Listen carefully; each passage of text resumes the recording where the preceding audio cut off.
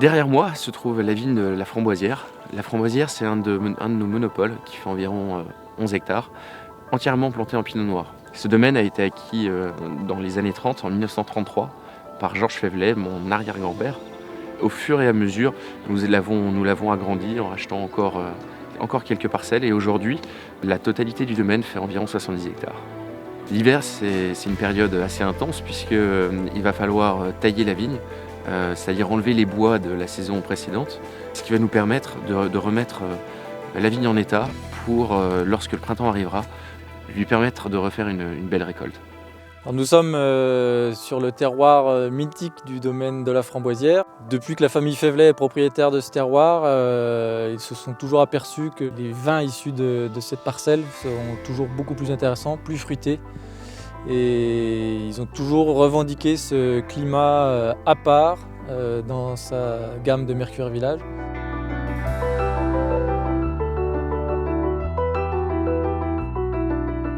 En ce moment, on taille. On a commencé de mi-novembre pour aller jusqu'à début mars.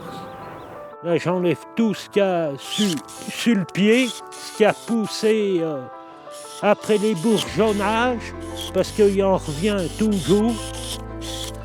Mais ici, je vais laisser le billon et là, la baguette. C'est ça qui va donner du fruit.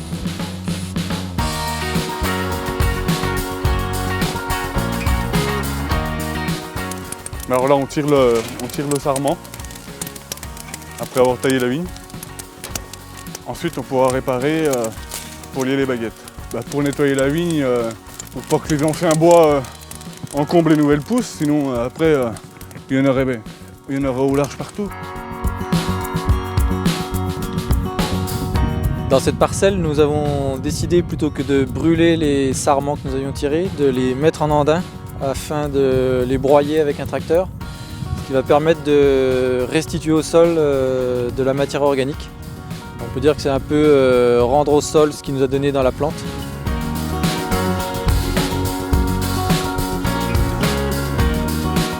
Surtout qu'on a fini de tirer, s'il ne gèle pas, on peut attaquer les réparations.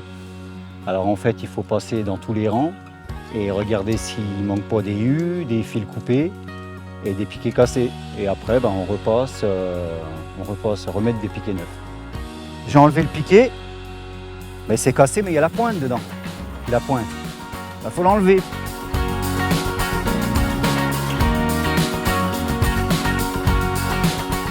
L'ensemble du vignoble du domaine de la Framboisière est situé au milieu de forêts et de prairies, de champs dont nous sommes propriétaires, ce qui permet de maintenir un écosystème varié.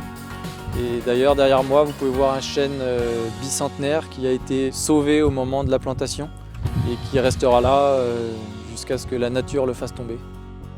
Donc les vignerons qui travaillent au domaine sont des vignerons du village ou des villages alentours. Tous ont toujours travaillé dans les vignes depuis des années, voire des générations.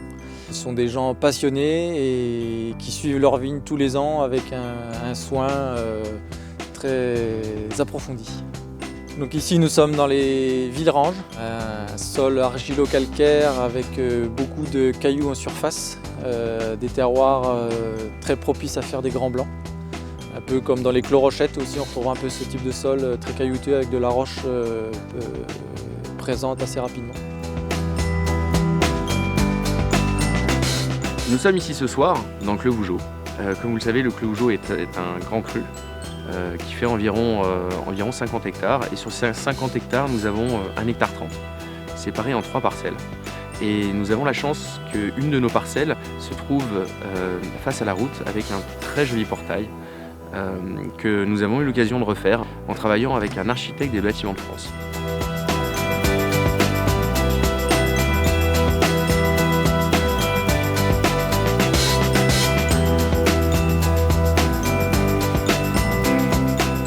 Je vais procéder au soutirage d'un Chambertin Clos de Bèze. Donc le but, c'est de tirer le vin au plus clair et de laisser la lie dans le fût. Et aussi également par rapport au lot de faire une mise en masse pour un assemblage de l'appellation en question. Donc là, je fais descendre le vin jusqu'au haut du brocro. Et après je coupe et je fais à la tasse au final. Donc le but, c'est de contrôler la clarté du vin continuellement pour s'assurer que ce qu'on récupère est bon.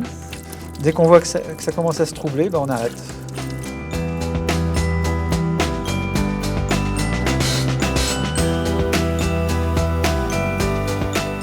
Alors nous nous situons à la cuverie du domaine Faivelet, où se situent les cuves des grands vins. Une fois les bouteilles lavées, les vins sont mis en bouteille par une cuve tampon qui descend par gravité. Une fois les bouteilles bouchées, elles sont ensuite gravées et mises en cave sur pile. On peut faire un grand parallèle entre le métier de bouchonnier et le métier de vigneron et viticulteur, parce que le bouchonnier subit les aléas des récoltes différentes, comme le liège est un produit naturel. En ce qui concerne tous les bouchages de nos premiers crus et grands crus, on utilise les deux qualités supérieures des lièges, des extras pour les premiers crus et des fleurs pour tous nos grands crus. C'est la dernière partie où on peut intervenir, donc le choix du bouchon, de l'obturateur, c'est très très important.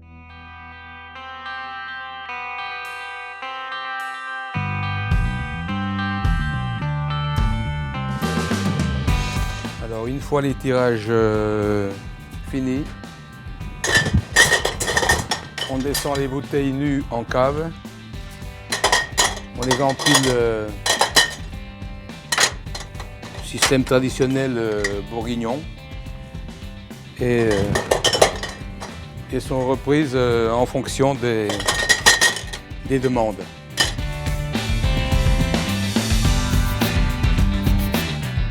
On est sur la commune de Beaune, on est au Clos de l'Écu, une parcelle de 2,37 hectares.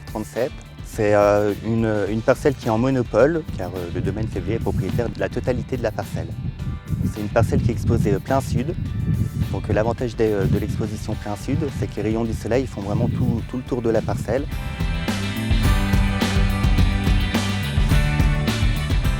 À l'état naturel, la vigne c'est une liane.